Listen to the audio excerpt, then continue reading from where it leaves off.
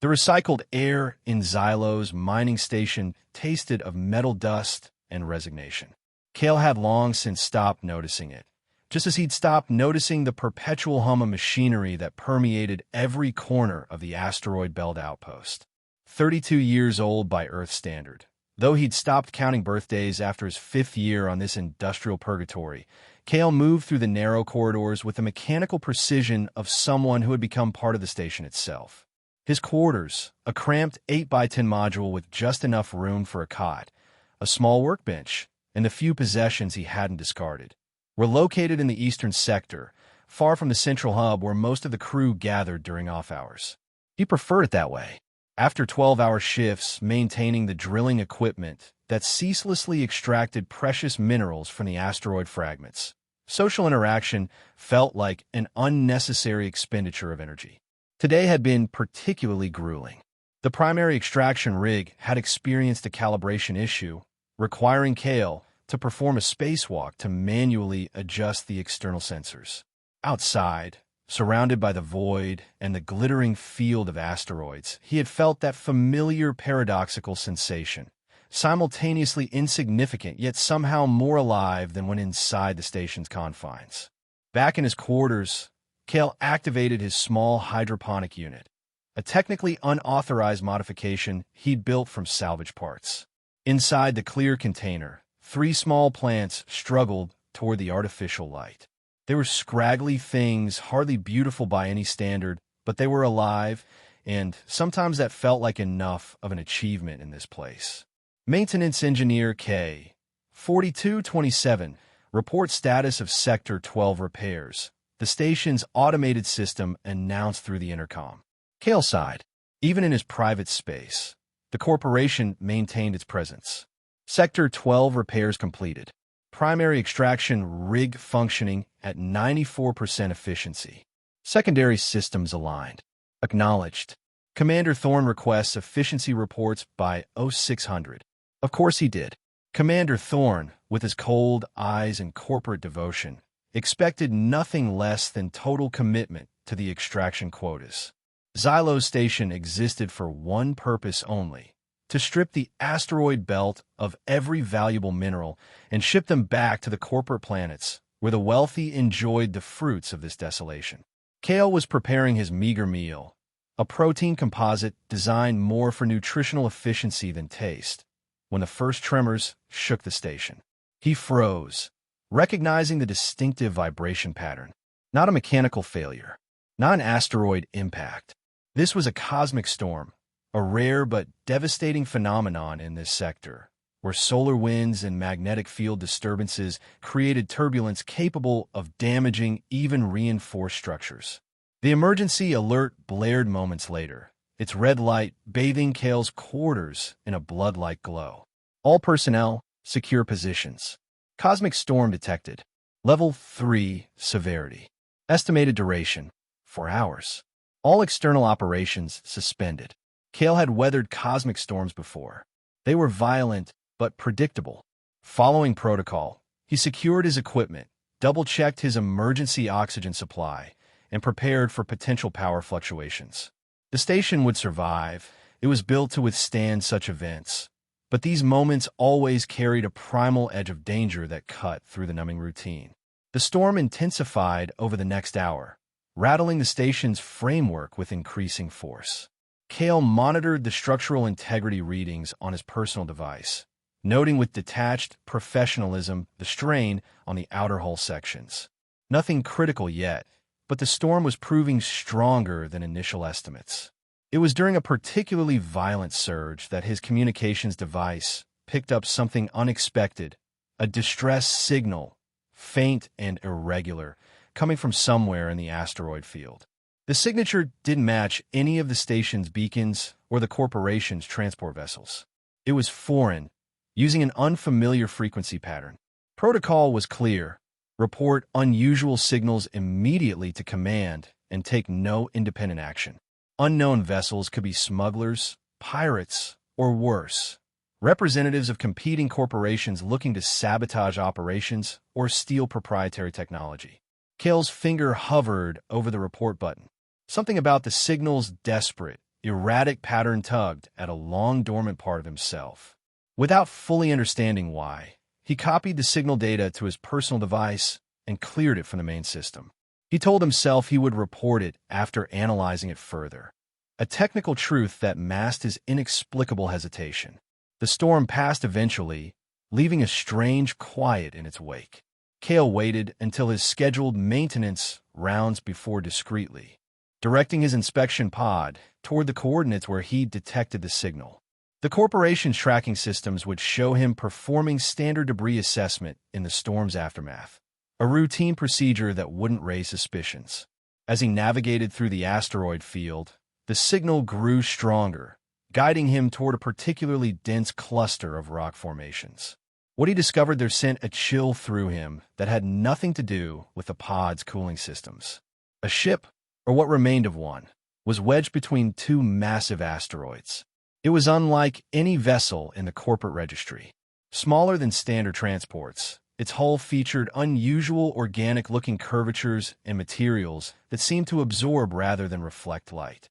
Most of it had been crushed by the asteroid impact, likely driven off course by the cosmic storm. Protocol demanded he report the wreckage immediately. Unregistered vessels were corporate property by salvage law. Instead, Cale maneuvered his pod closer, scanning for life signs. Against all probability, there was one. Faint, fluctuating, but unmistakable. Someone, had survived. Cale made a decision then that would alter the course of his carefully regulated existence. He would investigate personally before reporting. Just to assess. Just to know. He told himself it was professional thoroughness, not the sudden, irrational spark of curiosity that had ignited in his chest, the first real emotion he'd felt in years. Docking his pod to a relatively stable section of the wreckage, Cale donned his EVA suit and prepared for a short spacewalk. The ship's airlock had been damaged, but was partially functional. Using his engineering tools, he managed to bypass the security systems and force entry. Inside, emergency lighting cast an eerie blue glow over twisted metal and shattered components. The ship's design was even stranger from within. Corridors curved in ways that seemed to follow no logical pattern, and the control interfaces featured no recognizable symbols. Cale moved carefully through the wreckage, following his scanner's indication of the life sign. He found her in what appeared to be a small escape pod within a larger vessel. Curled into a protective ball, unconscious but alive, was a humanoid figure that stopped Cale in his tracks. She, and his mind immediately assigned this gender though he had no basis for it, was clearly not human. Her skin bore intricate patterns that emitted a faint luminescence, pulsing slightly with what he assumed was her heartbeat. Her features were striking, larger than human eyes, a more delicate bone structure, and hair that seemed to shimmer with colors that shifted in the light. Questions surfaced repeatedly, and Cale had no rational answer. Maybe it was the years of isolation, the mechanized existence that had hollowed him out. Maybe it was simply that helping this wounded being was the first clear, unambiguous moral choice he'd faced in years, uncomplicated by corporate directives or cost-benefit analyses.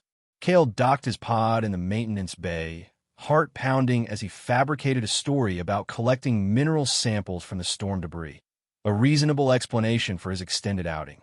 The alien remained mercifully quiet, either through understanding or unconsciousness. Using maintenance access tunnels rarely monitored by security, Cale managed to transport her to his quarters without detection. Once inside, he faced the enormity of what he'd done. His small living space now contained an injured alien being of unknown origin, capabilities, or intentions.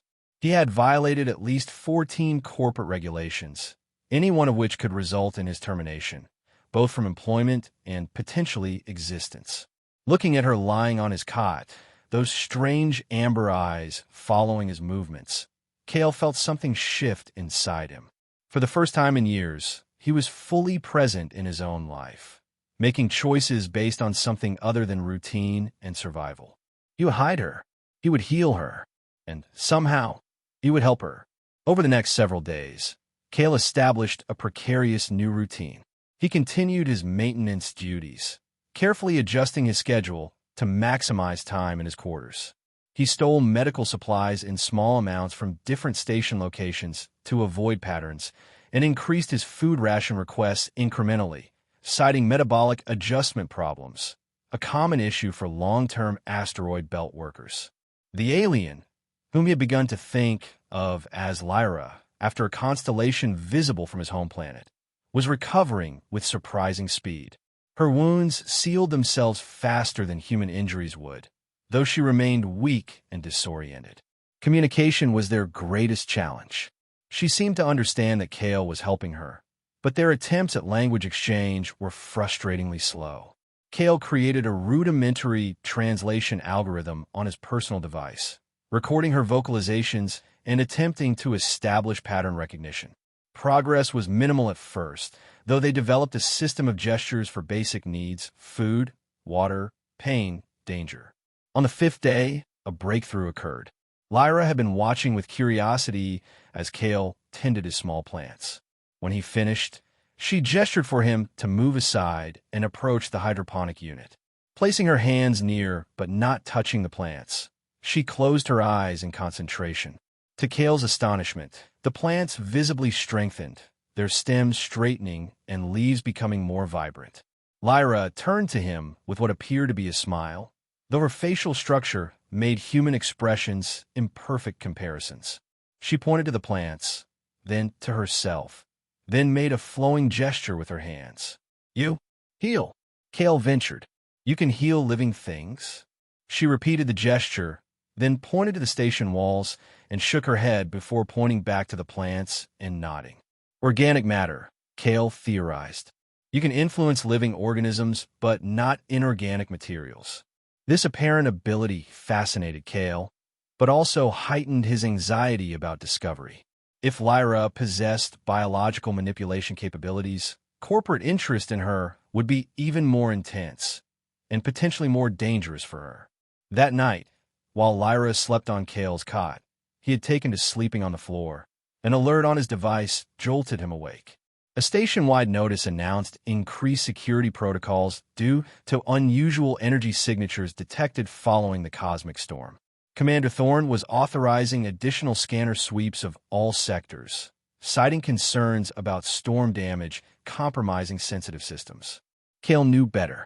They were looking for something, possibly Lyra's ship or Lyra herself, if her biology emitted energy patterns different from human life signs.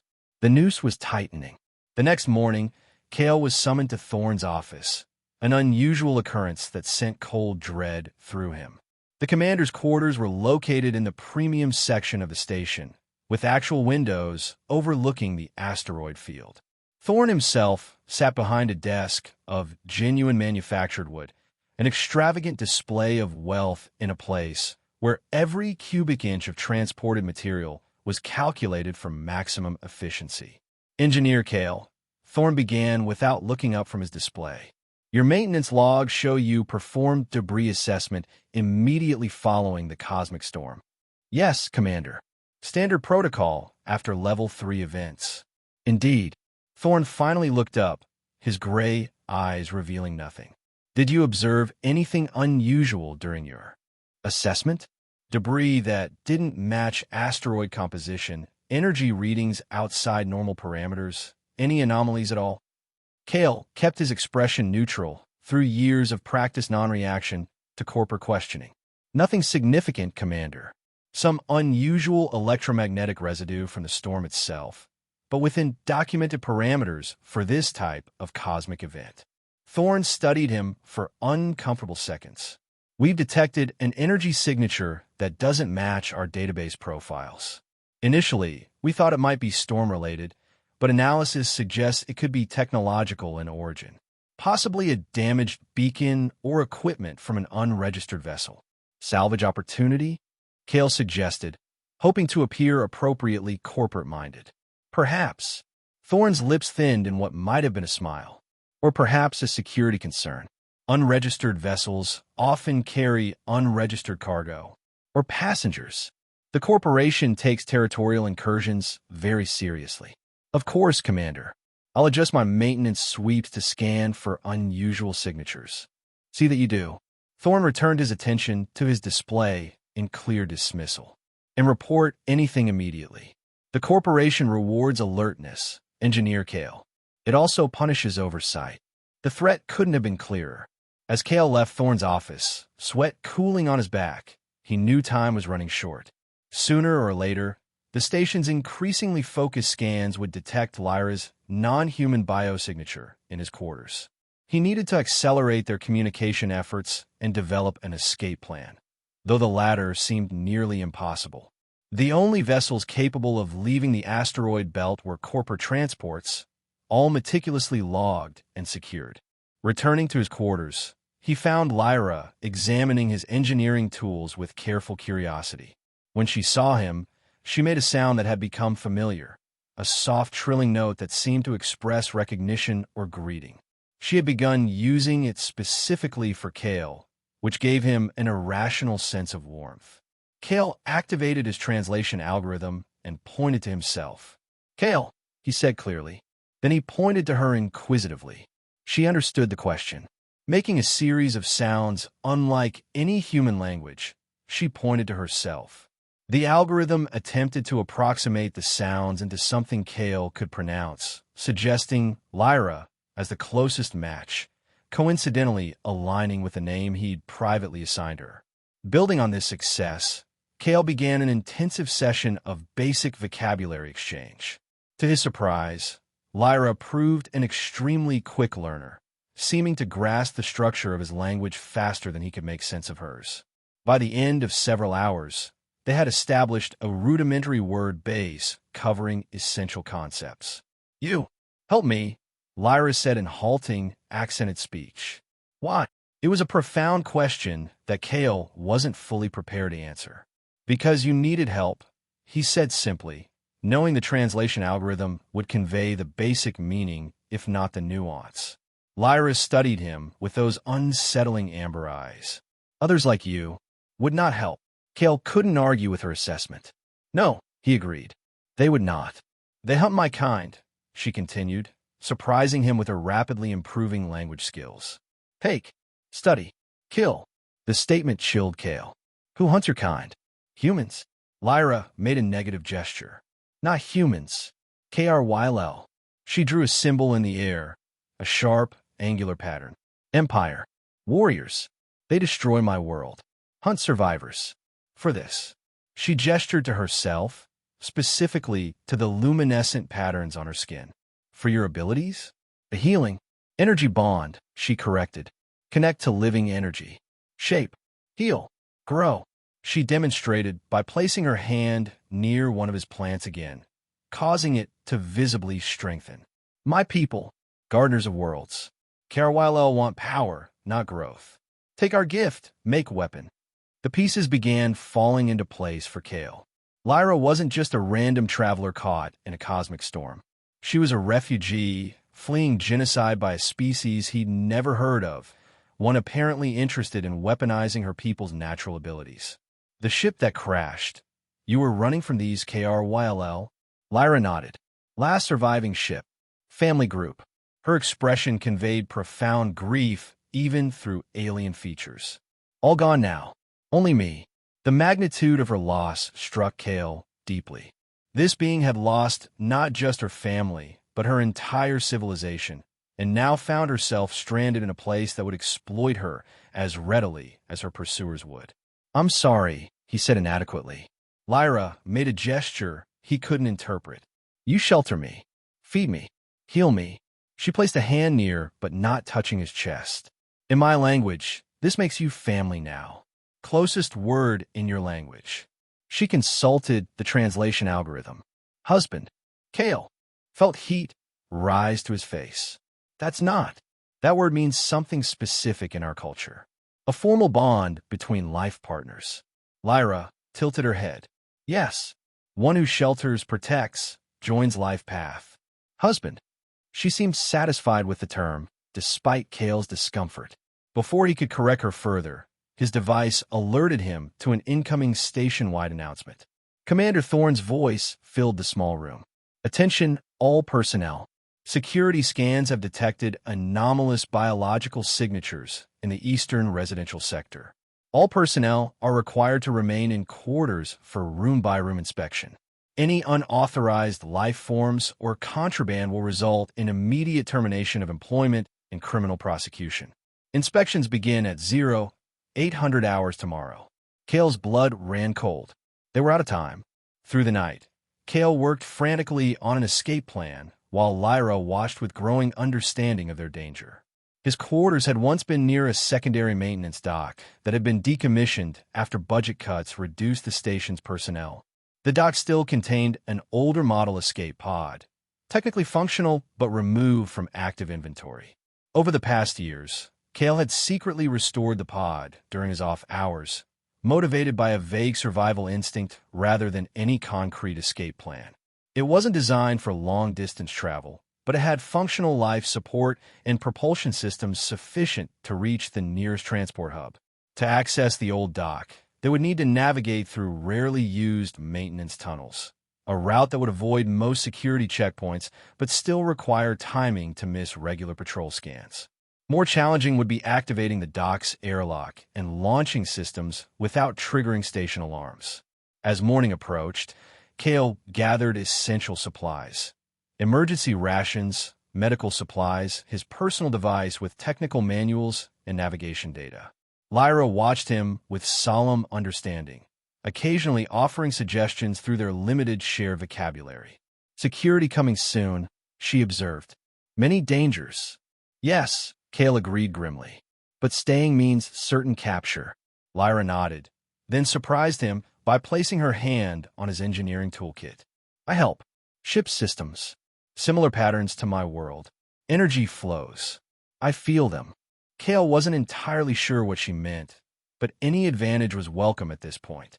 As the station's day cycle began and the first security alerts indicated inspections had started in the farthest sections of the eastern quadrant, they prepared to move.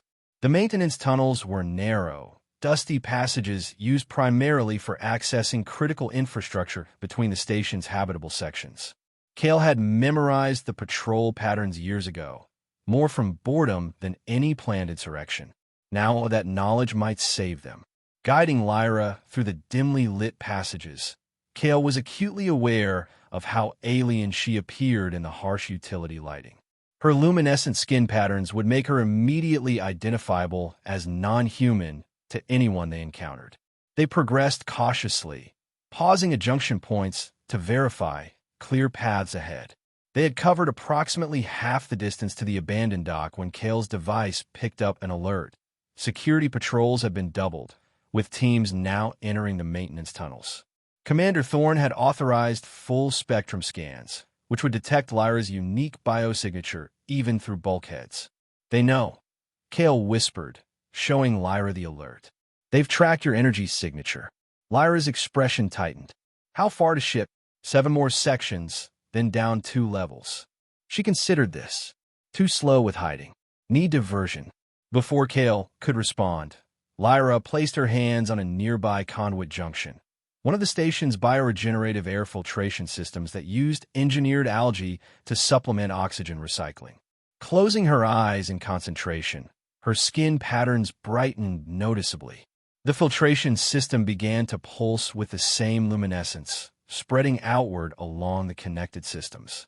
Alarms blared immediately. Station systems registered the unprecedented activity as a containment breach, triggering emergency protocols.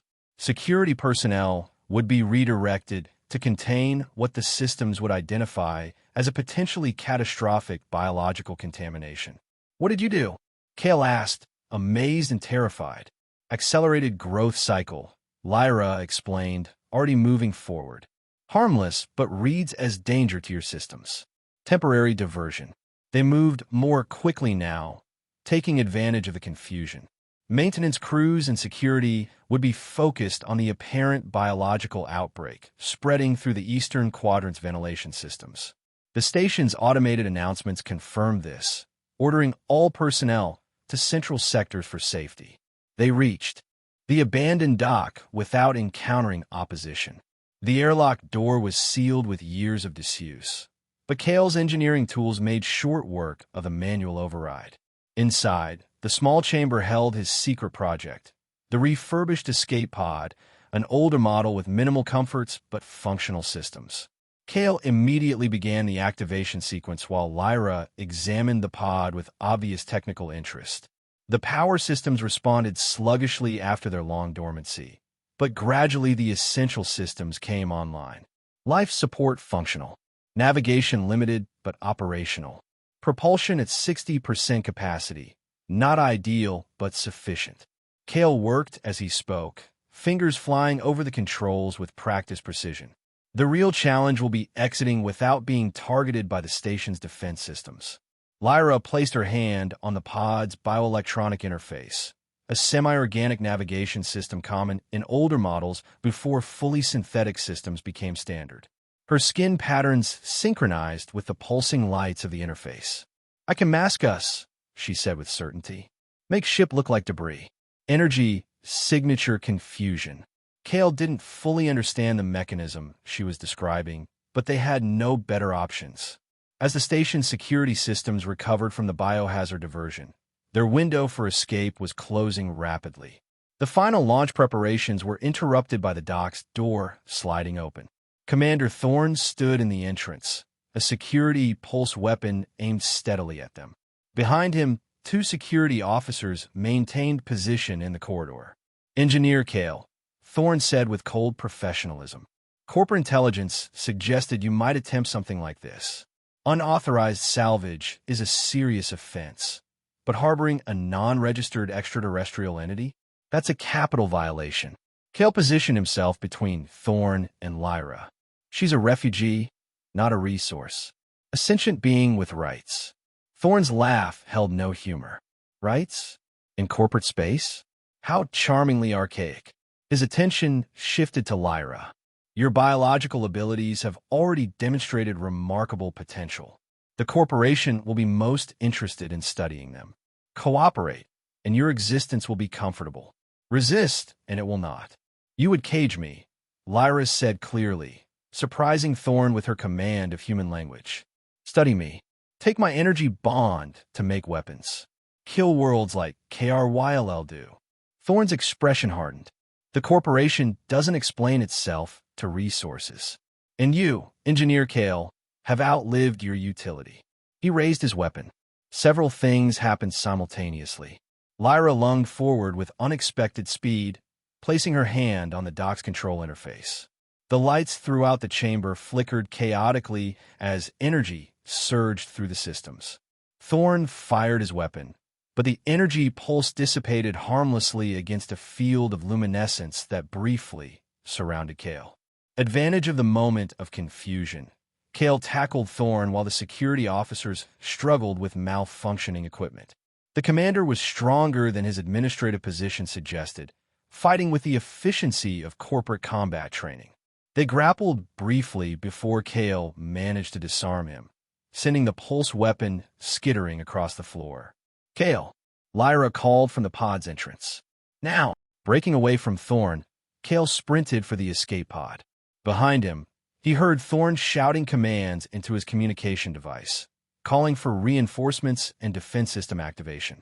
Lyra pulled Kale into the pod as the door sealed behind them, the automated launch sequence already initiated. Through the viewport, they saw Thorne retrieve his weapon and aim it at the pod. The pulse blast struck the hull with miniature lightning arcs that danced across the surface before dissipating, somehow neutralized by whatever protection Lyra had established. The launch clamps released with a mechanical groan, and the pod drifted from the dock into open space. Immediately, the station's automated defense systems targeted them, proximity alarms blaring inside the pod's cramped cabin.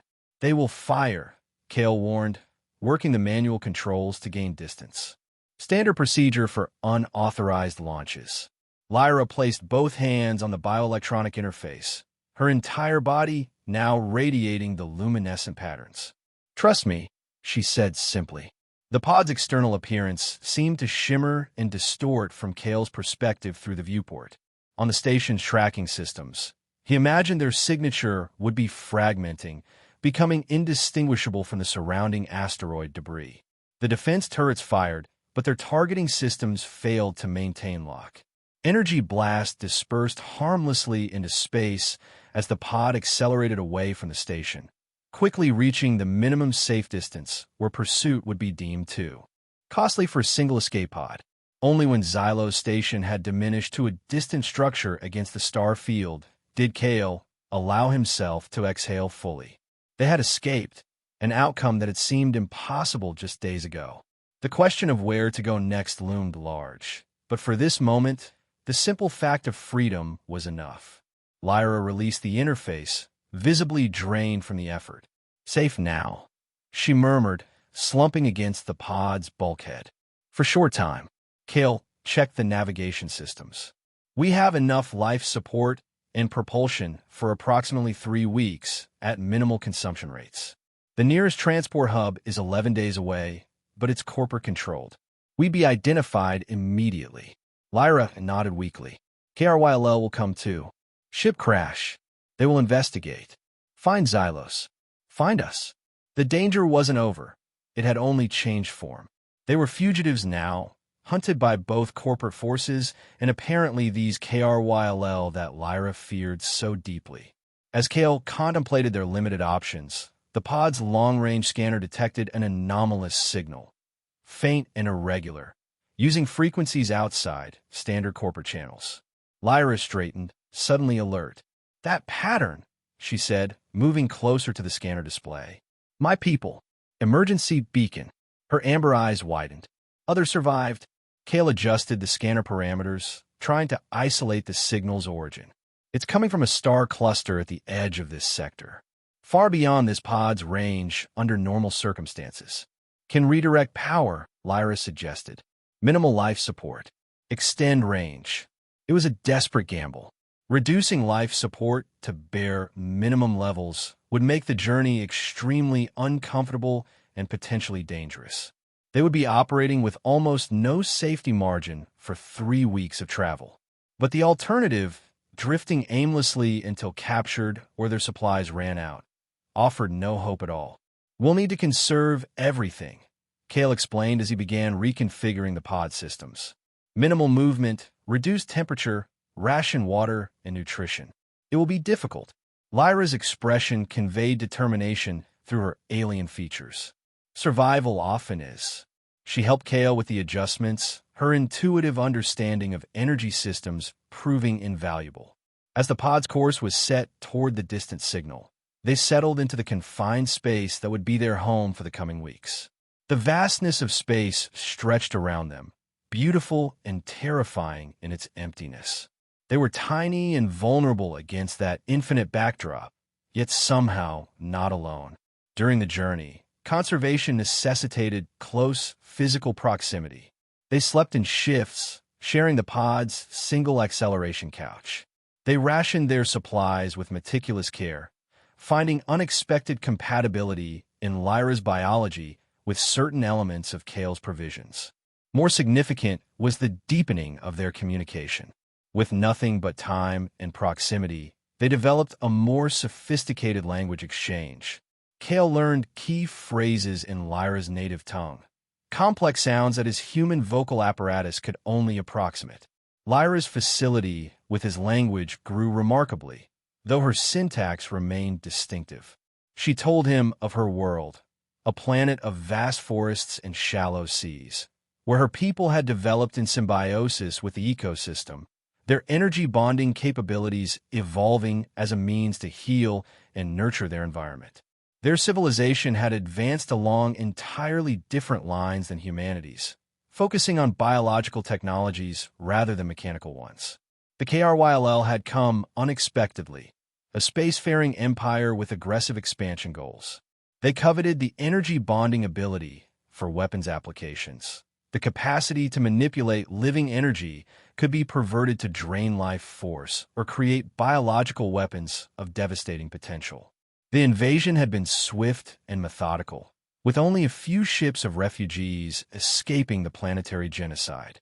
In turn, Kale shared his own history, a childhood on a corporate agricultural planet, education in the corporate technical system, and eventual assignment to Xylo Station. He spoke of the gradual numbing of his spirit over years of isolation and meaningless routine, and the unexpected awakening he'd experienced since finding Lyra. On the 11th day of their journey, as they passed the point where they could have reached the corporate transport hub, long-range scanners detected pursuit vessels. At their current speed, the corporate security ships would intercept them before they reached the mysterious signal's origin. "We need more speed," Kale stated grimly, reviewing their limited options. Lyra studied the pod systems thoughtfully. "The bioelectronic interface. I can enhance its efficiency, but it requires deep connection. Dangerous for me." "What kind of danger?" Kale asked, concerned. "Energy drain. Possible. Memory loss. Consciousness fragmentation." She met his gaze steadily. "Worth risk." Kale wanted to refuse, to find another solution, but the pursuing ships were closing the distance hour by hour. There must be another way. Lyra placed her hand gently on his. "You saved me. Now I protect you. This is what family does. What husband and wife do." The term still created confusion in Kale, cultural implications mixing with the growing personal connection he couldn't deny. "I can't ask you to risk yourself." Not asking. Choosing. Her determination was clear. Together we survive, or together we fail.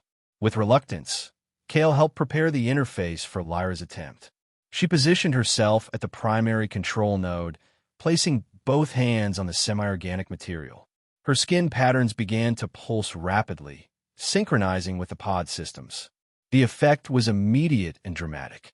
The pod's engines surged with power far beyond their design specifications. Their speed nearly doubled as energy efficiency increased by orders of magnitude. The pursuing ships fell behind, their trajectories unable to match the pod's unexpected performance. But the cost to Lyra was severe. Her consciousness flickered visibly, her amber eyes dulling intermittently as the energy drain taxed her biological systems. Kale monitored her vital signs with growing alarm, helpless to intervene without compromising their escape. After 36 minutes that felt like eternity, Lyra disengaged from the interface, collapsing into Kale's arms. Her skin patterns had dimmed to barely visible traces, and her breathing was shallow and irregular. "Lyra," Kale cradled her, applying emergency medical measures from their limited supplies. "Stay with me, please." Her eyes opened slowly, struggling to focus. For a terrifying moment, there was no recognition in them, just blank amber orbs studying him with alien distance. Then awareness returned gradually, like a signal cutting through interference. "Kale," she whispered. "Husband, safe now?" Relief flooded through him. "Yes, you put us beyond their reach. Rest now." She nodded weakly before slipping into unconsciousness. Kale monitored her constantly as the pod continued its accelerated journey toward the mysterious signal. The pursuing ships had fallen well behind, though they maintained course, unwilling to abandon the chase entirely. 3 days later, as Lyra gradually recovered her strength, they reached the source of the signal. It emanated from a small planetoid orbiting a dwarf star at the edge of the sector, unremarkable and easily overlooked in standard navigation charts.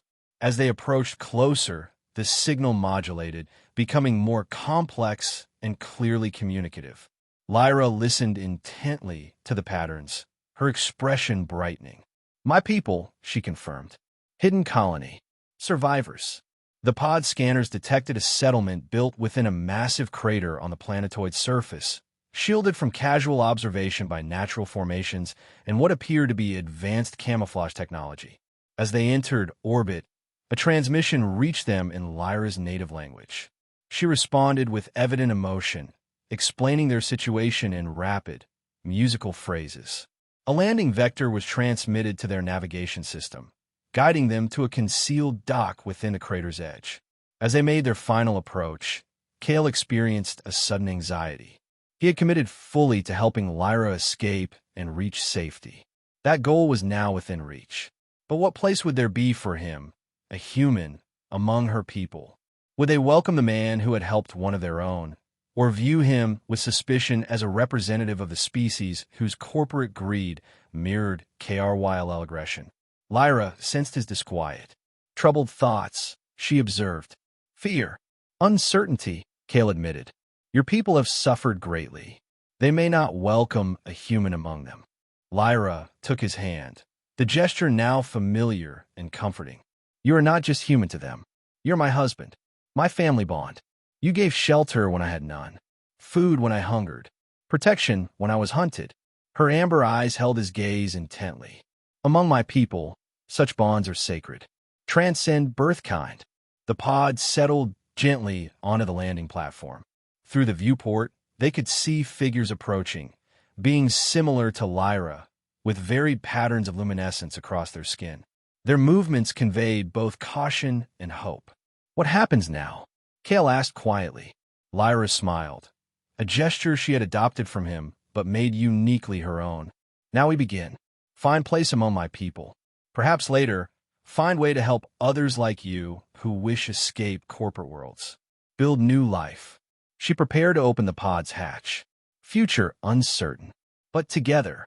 As the hatch opened to the atmosphere of this hidden outpost of survivors, Kale stepped forward with Lyra into a world he could never have imagined during his years of mechanical existence on Xylo Station.